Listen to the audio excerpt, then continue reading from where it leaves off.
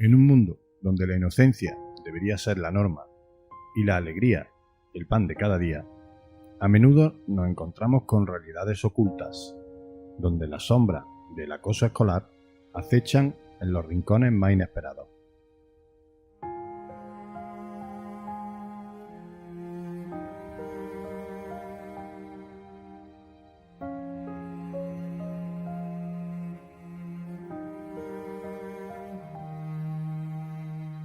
Empezó con insultos, lo típico, hija de puta, gilipollas, perra, zorra, guarra. Y luego ya en la ESO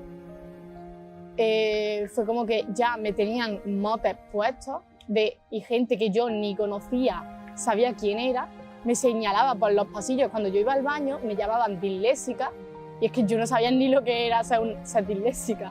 De hecho, le pregunté al profesor, ¿qué es ser disléxica? Y dije, pero si yo no soy eso, ¿por qué me llaman así? Entonces yo no entendía por qué me ponían motes. Había gente que es que yo no tenía ni idea de quiénes eran esas personas, no las había visto en mi vida y ya sabían todo de mí.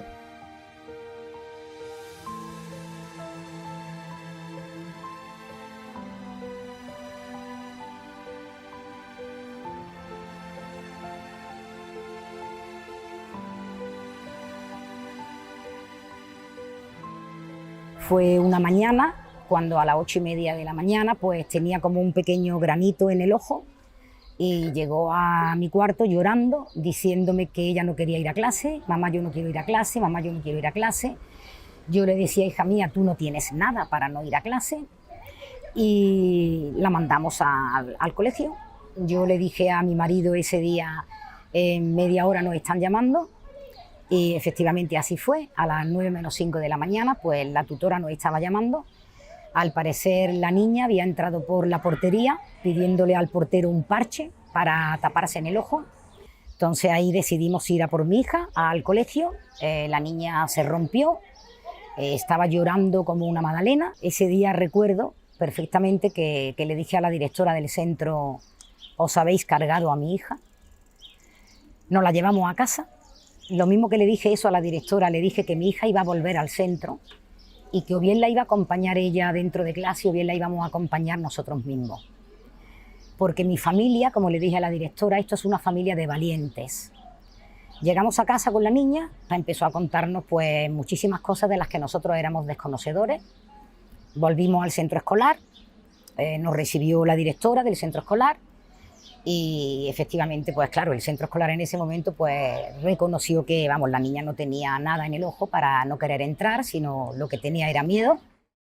Lo principal que hice fue resguardarme en lo que a mí me gustaba, que era el baile y el inglés. Me quedé con eso, también con los videojuegos, porque a mí me gustaban muchísimo los videojuegos. Y sobre todo, una de las cosas que me salvó la vida literalmente fue el confinamiento.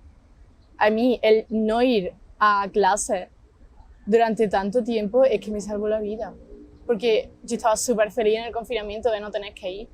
Cuando hubo un caso en mi clase, que justo la detrás mía dio positivo en COVID, me mandaron una semana a mi casa y yo estaba súper contenta de irme. Es que yo no quería volver allí. Me encerré en el baile, que actualmente estoy en un grupo de competición de baile.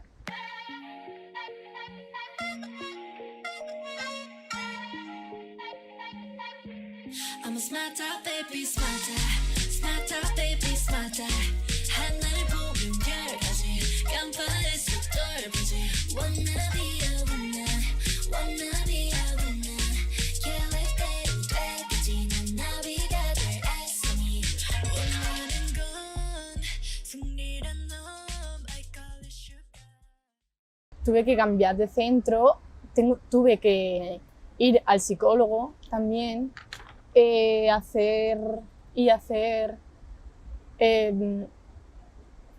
a terapia también.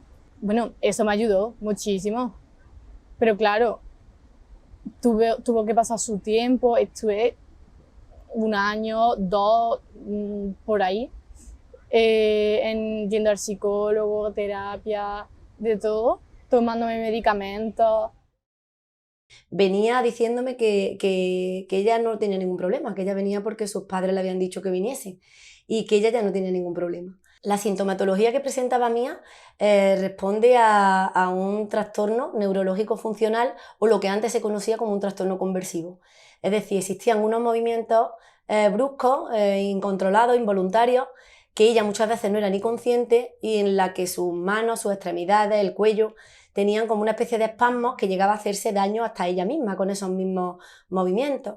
Estos síntomas comienza a mostrarlos una vez que todo esto sale a la luz y la menor empieza a hablar de las situaciones que ella había vivido en el colegio. Ocultándolo en casa, era algo que ella no hablaba porque, como decía, se había sobreadaptado a esa situación y convenciéndose de que no tenía salida, no tenía ninguna otra opción. Tuvimos que dar pauta al instituto de cómo actuar en esa situación para no reforzar ese trastorno y la verdad es que fue algo intenso, muy doloroso, porque ahí también paralelamente estaba su familia, por intentar digerir qué era lo que estaba pasándole a su hija, el miedo a lo que pudiese ocurrir. Pues es verdad que era un trabajo que se abordaba tanto desde el ámbito familiar como desde el individual de la paciente. Yo diría que fue la primera vez que me dio un ataque de tics en mitad de clase.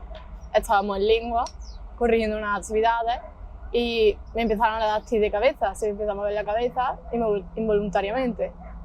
Yo no me estaba dando cuenta, pero claro, estaba yo concentrada corrigiendo las actividades y estaba escuchando como risas alrededor de mí. Claro, yo levanto la cabeza y veo que está como toda la gente que estaba alrededor mía mirándome y riéndose. Claro, yo no entendía el por qué, no me enteraba de qué pasaba, no sé qué. Claro, luego una de las chicas con las que yo me hablaba en clase, que estaba sentada detrás mía, me dijo, oye, ¿estás bien? Y yo digo, sí. ¿Por qué? Y me dice, que se te está moviendo mucho la cabeza, no sé qué. Y claro, yo ahí fue cuando me di cuenta, porque yo en verdad no me estaba dando cuenta de que estaba moviendo la cabeza. Llegó la hora de educación física, porque eso era al final de la clase, y empezó educación física. Se fueron todos, bajaron, y claro, yo había bajado también. Yo le pedí al profesor quedarme sentada, porque no quería hacer educación física, y me dijo, sí, claro, sin problema. Me senté y mientras yo estaba sentada, los demás compañeros estaban dando vueltas. Y mientras venían de cara, se ponían como a imitarme y eso a mí me siento muy mal. Yo me puse a llorar, me fui al baño, me quedé encerrada en el baño un buen rato, llorando, porque es que me sentí eso fatal de una manera y no sabía cómo parar ni nada, hasta que ya llamaron a mi madre y de hecho mi madre tiene un vídeo de mí con esos tics. Y yo diría que eso ha sido de lo que más me ha marcado a mí. Y el día que explotó todo, su cosa era el miedo de llamar a mis papás. No llaméis a papá ni a mamá.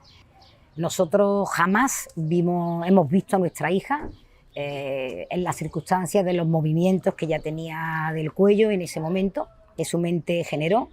Fue como ella explotó. Y no olvidaré en la vida el encontrarme a mi hija sentada en la portería del centro escolar, sola, con su mochila al lado. No sé qué fuerza, no sé lo que me dio la fuerza para grabar un pequeño vídeo de 6-7 segundos, llamar a mi marido y decirle, Antonio, nos vamos para urgencias. Yo tengo grabado aquí a fuego la respuesta del centro escolar cuando nosotros preguntamos por qué mi hija estaba sola en esa portería. La respuesta no la olvidaré en la vida, la tengo grabada a fuego y es frase textual. La frase textual es: como padres veteranos de este centro, sois conocedores de que los alumnos a partir de primero de la ESO ante cualquier enfermedad bajan solos. Es tan cruel que nunca lo he entendido ni podré entenderlo.